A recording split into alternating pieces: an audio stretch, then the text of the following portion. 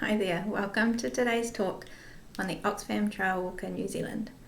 I'll be sharing with you how the GIS team at New Plymouth District Council helped with this year's event.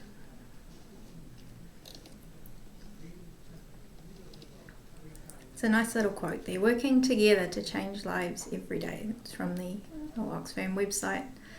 But it really does help to sum up what this is all about. It's a really collaborative effort involving many organisations, so many volunteers, all to help these teams of 4 who are challenging themselves by choosing either a 50 kilometre or a 100 kilometre trail. They're raising funds to go towards these Oxfam initiatives. This year they're challenging poverty in the Pacific. So there's their website, Oxfam Trailwalker New Zealand, if you want to learn a little bit more about what they do. So Taranaki region, it was selected for the Oxfam Trailwalker New Zealand. It's an annual event and it'll be in our region over the 2021 to 2023 period. So the first event was held this year already in March, over the 21st to the 23rd, and it was in and around New Plymouth for this time round. So with that, I'll show off a little bit of Taranaki. Enjoy.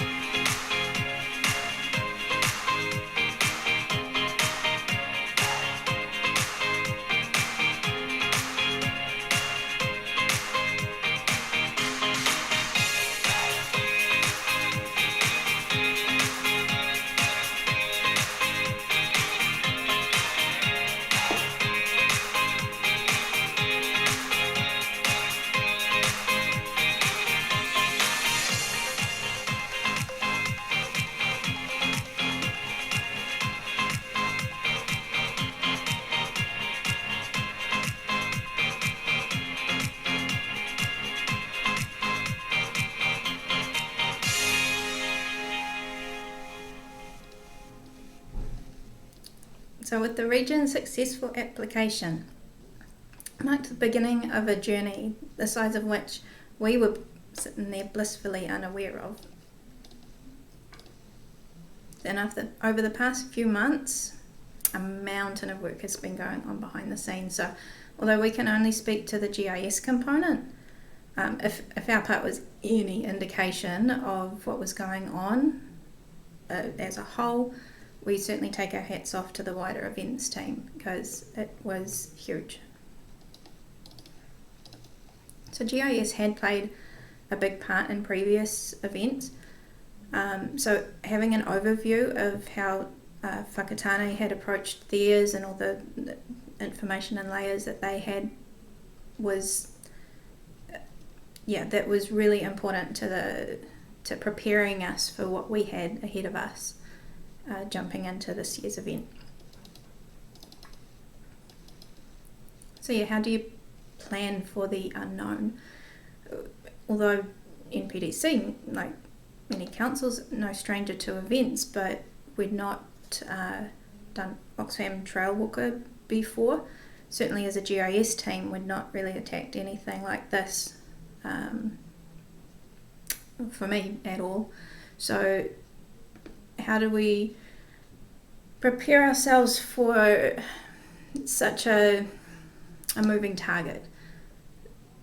How can we work with it rather than against it? So in comes this SIMS structure, foundation, now often used with emergency management. So how are we talking about SIMS?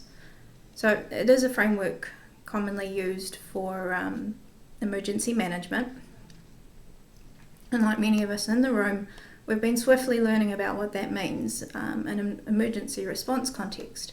But it's also a framework that can be used across other industries, especially in events management. So Oxfam Trailwalker New Zealand has been recently learning about the SIMS framework and what it might mean to apply that in a practical sense to their own business. So I jumped on this one as a little bit of a learning opportunity. How could I really loosely apply some of that logic that I've been learning about through SIMS and emergency management and apply that in this case to help me manage the data and the products and all the bits and pieces that are going to come along with this event. So ArcGIS Online, that was really proving its worth throughout this project. It was a means to store all this information, have it freely available, especially when a lot of the users were outside of the organisation. So that was one of those first kind of core decisions we made, was this is going to be an ArcGIS Online project. So not only for the mapping, but also for that operational workflows later on. So I started off just applying that kind of that SIMS language of intelligence and operations and all those sorts of things. I started to try and use that to divide up all the bits of work. Now, it didn't start like this, but it definitely grew fairly swiftly into these categories, and I used groups to help separate all those main purposes out. So it was about controlling access, defining roles and responsibilities, but just helping to organise my thoughts to make sure that we had separation of data and the editors plus the users that would be maybe having only view access. So it was a way to really think about what I needed from ArcGIS Online. Now, Microsoft Teams was something that the Oxfam team already used, so I jumped on that one and made some spreadsheets. So I documented all the data sources. Now this is 1 to 11 or something, 15 of, I think we had about 50 all up. So this includes the layers that they owned and had to manage the content of, essentially, even if it was through me for editing. And also the ones that NPDC have provided through open data and any other external sources of information from other agencies. So that all ended up in the spreadsheet. List of products. Now this grew and then shrunk, so we only ended up with a couple. So I'll be showing you all the bits and pieces we made a little bit later. And then just a list of users and the types of access they would need. So most of them were read-only, and we ended up with very few targeted people that had write access to those layers on ArcGIS Online. So moving to the solutions, what did we actually do for them? The primary one was all around the GIS skills. So filling the gap in their own organisation, that skill set of not only just the editing, but also the preparation of all the layers and the products that they might need. So I won't go through all of those, but essentially that's the kind of the doing the GIS role that came with this one. So after importing their trails, they worked with a program called online program called Gaia. I think it's for people who walk a lot of trails and do trekking and outdoor activities. They can map where they've walked and download those in various formats. So I was taking all those Gaia trails, bringing them to ArcGIS Online so we could have some sort of holistic view of the draft trail at that stage very early on. So once we had an idea of what the trail might look like, they needed to go out and audit that trail just to make sure there was no repairs, things that needed being built, styles, those sorts of things. And to do that, they needed a mobile survey that could help them to document anything that they might need along that trail as it was. So we used Survey 123 Connect, and that was because we could put those the controls in, so that if a certain type was of observation was chosen, that a select few fields would pop up dependent on what they had chosen. So that's what Survey 123 was really great for, and there's just a couple of screenshots showing that if you chose a trail maintenance, you'd see something different than if you'd chosen the hazard option at the top of the survey. So this was the core product that we created very early on, basically just a catch-all map that showed everything that we found and needed. So it went into there, it became what we called the intelligence map. A few people had access to it, but essentially it was where we tried to do some editing. We tried to give them an edit widget in this application, but it became really cumbersome, so we moved to ArcGIS Pro for them, but inevitably I did all of the work on the trail, and then I enabled them to add some points to the other layers that would sit on top, and that seemed to work really well. So this is lovingly called the everything map. It got quite messy, but it had everything everybody needed, and it's where we were able to do some of the editing behind the scenes superficially. But no, that was the management map, I guess you might call it, but yes. So that was the basis for what would become what we called the ECC map. We call it the ECC map because they based themselves in our ECC rooms up at the TSB Stadium. So there was an overview from that angle, and it was using all the screens and bits and pieces in that ECC room. So when we called it ECC, think of it like a common operating picture. If we were using that Sims language again, it was just a way to show on the day what was going on. And this app was made using read-only views of those hosted layers we had on ArcGIS Online. So purpose built for read-only access during the event itself. So if you needed edit access, then you would be doing it through a targeted app. So just most of these layers were off by default. We had some cool ones that would be on there, like the trail itself and things like that, but then everything else was turned off so that we could distribute it to a wide range of users and only have the overhead of one application.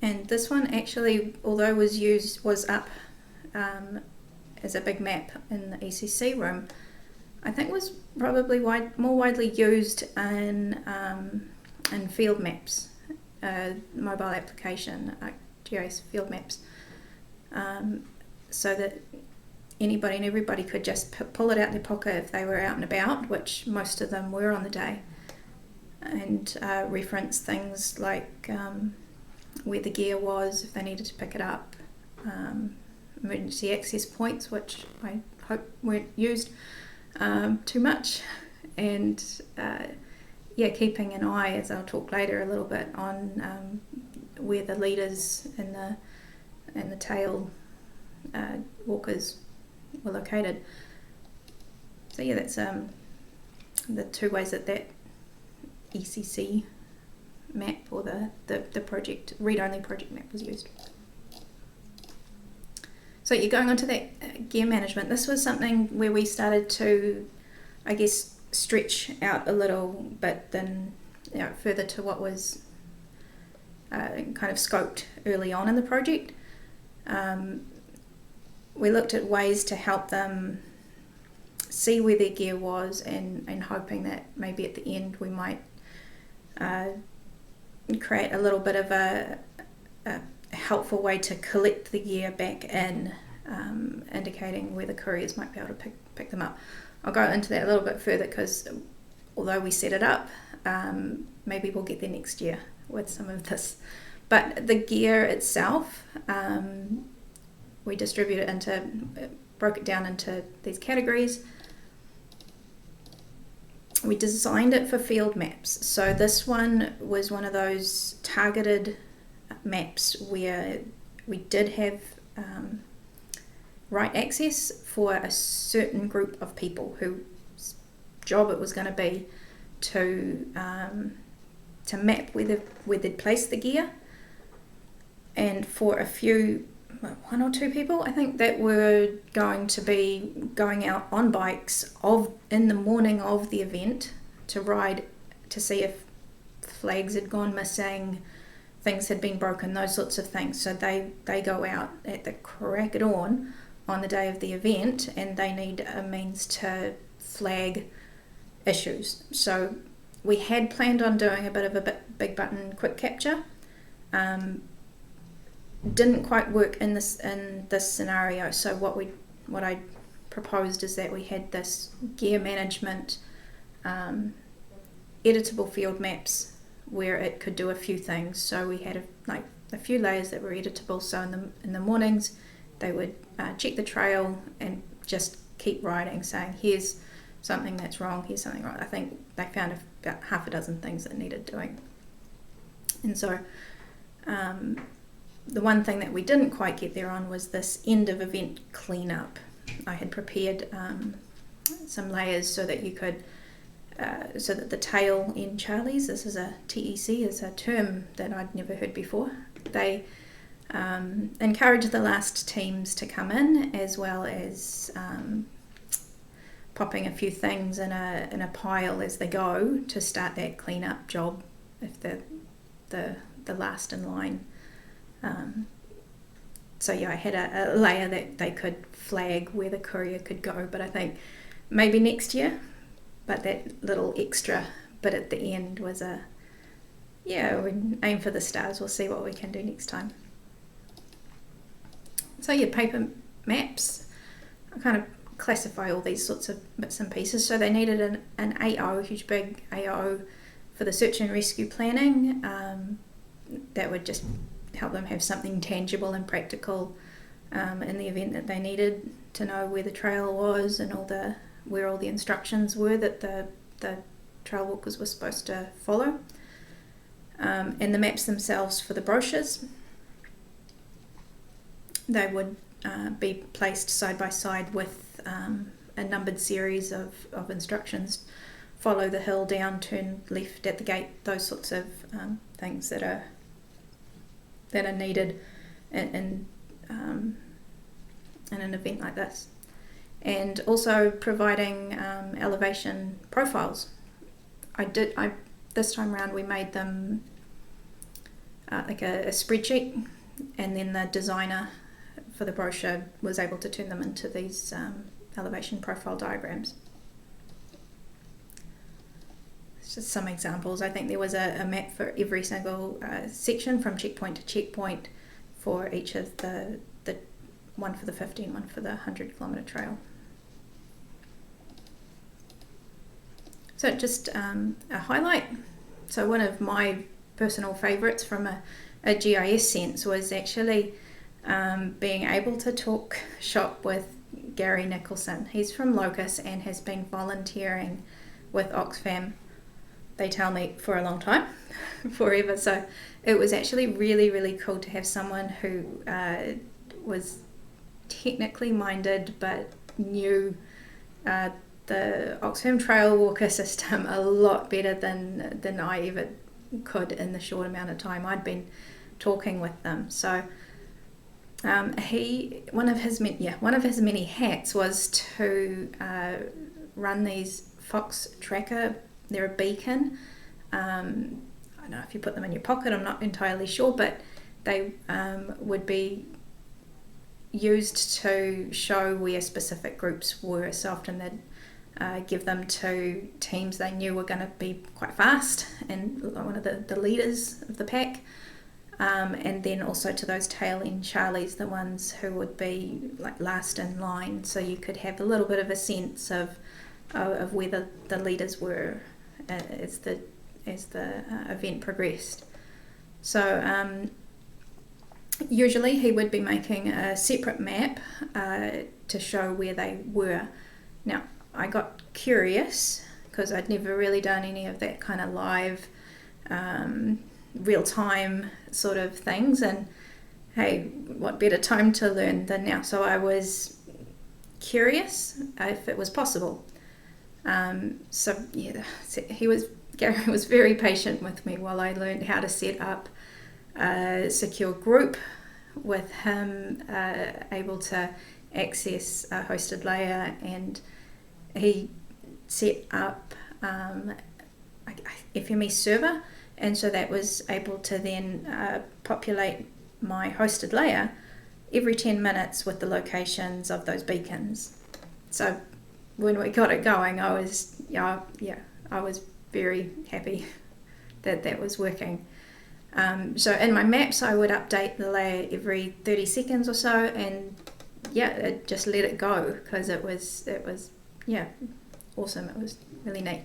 So that's just a screenshot I took on my iPad as I was watching from my home on the day, watching these, watching the people travelling around the. Sorry, must have panned my iPad, but that's the actual beacons in the pockets of the people actually out there doing it. Cool, really cool. So, I guess back to the beginning. Why are we here? Why are we doing this? Well, they have raised at this point over $1 million, like $1 million. So there were 300 teams of 4 plus all of the support team out there challenging themselves, but at the same time challenging everyone to challenge poverty. And with that, I'll leave you with this lovely wee video. I wanted to see if I could walk 100k whilst at the same time doing something that I believed in. We've chosen to do this because it's a personal challenge, but we like the fact that it's for Oxfam, because the work Oxfam does is different. I figured if someone in Papua New Guinea can push a water tank 5k across ridiculous terrain, more 100k. Always considered myself to be a compassionate person, and it's one thing to challenge yourself and to go out there and see if you can do something physically demanding. But for me, it's a much different experience to go out there and do something physically demanding that has a real, tangible, important benefit to other people around the world who are much less fortunate than ourselves. Thank you for sticking with me and getting to the end of my talk. I hope you've enjoyed it, and if you have any questions, feel free to let me know or get in contact with me afterwards. Thank you.